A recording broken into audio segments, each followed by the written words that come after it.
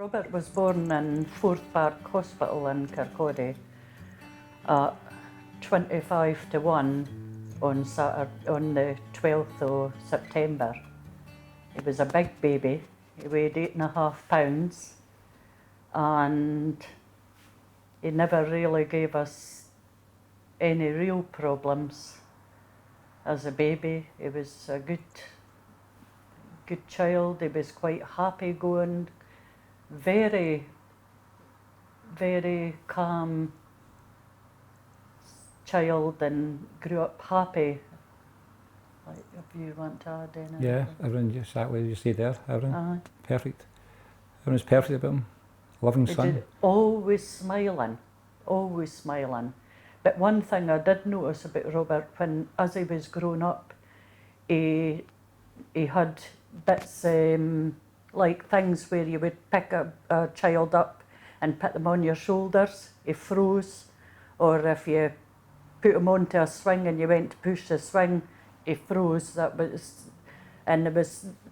could see things with it because I had his two older brothers before then, Jody and Daniel, and I could see that there was differences about Robert that sometimes I wasn't happy about, and I'd go along to the doctor, but they thought that I was overprotective. But these things didn't really show up till later in life. Robert got a wee go-kart and Jody took him all the way along the street to the end of the pavement and brought him back again and played in the back garden with him.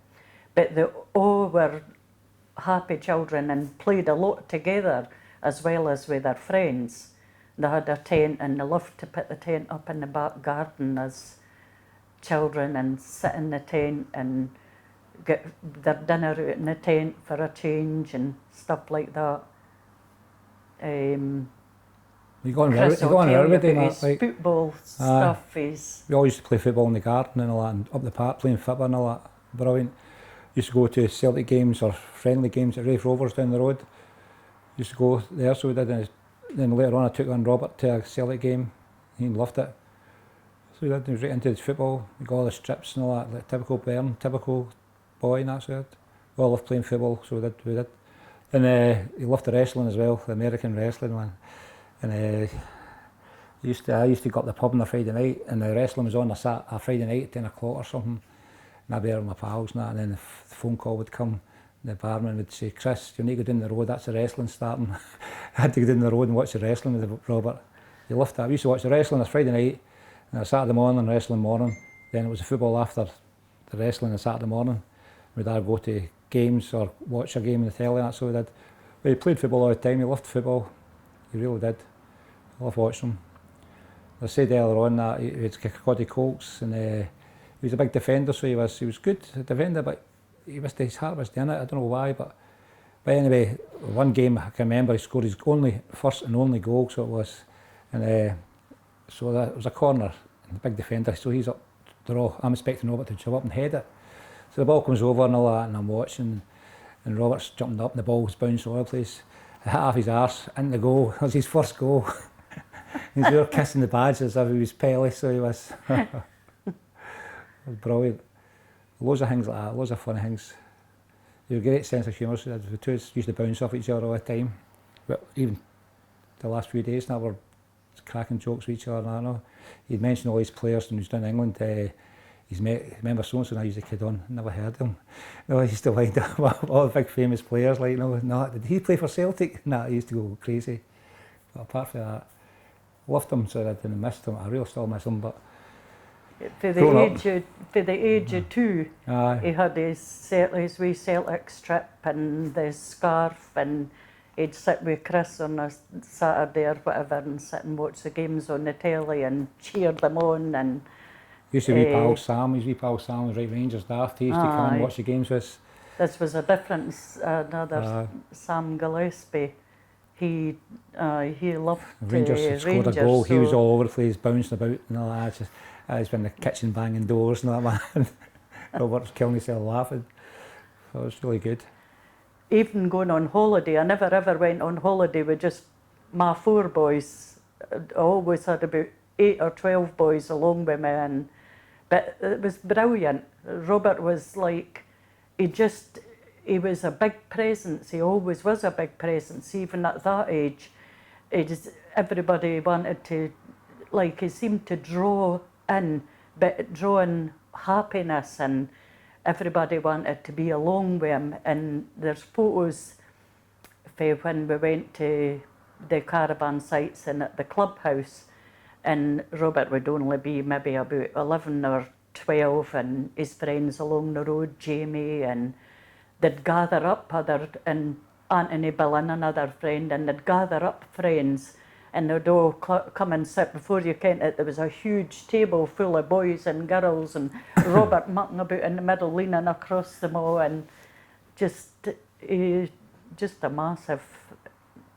We used to leave them at the caravan site. We used to go out to sightseeing, and they'd all be staying with our friends playing football, all the locals and all that. Whitley Bay and Great Yarmouth and all that. It's good. We were so proud of everything that all the boys achieved. I didn't really care what team, as long as my son was happy. Even if he was with Hearts and Dundee United and all that, I was happy with that as well, as much as he went to Celtic. But it was kind of surreal to think that your son was involved with these different clubs as well, and I was really proud. I was always telling people at my work and saying what he did in that. But Robert never ever changed for it. It never made him any different as a human being, as a person. He was still the same Robert, still had the time of day for everybody, never changed the way he was, dressed the same, played five-a-side football with his pals just the same, and got up to all the usual things that they all get up to, but good sense of humour as well. Really good. A really good sense of humour. As Brentford will ken as well, when his time there, that his sense of humour was just amazing. It just flowed. By the time he went to Brentford, him and Suzanne were together, and Suzanne was a big part of his life, and Suzanne's one of the best things that happened in Robert's life as well, because she was just so understanding of his career, and especially when they went to Brentford, a lot of the time he'd be working through the week, then he'd be games at the weekend, so kind of like she supported him wholeheartedly throughout. He had been complaining that he wasn't feeling well for a while, and he would never ever want to be off school. That was one thing. That was when I knew he wasn't well. One night he was lying on the couch, and I took him back and forward to the doctors, and they gave him anti-sickness tablets and things. And he was lying on the couch, and then he went through one night, and he came back through, and he says, "Mum, will you lie down beside me?" And I says, he was 15 at this time, I says to him, "You're quite a big boy to lie on the side, what's up with you?" And he says, "Because I feel like I'm no going to waken up." Oh yeah.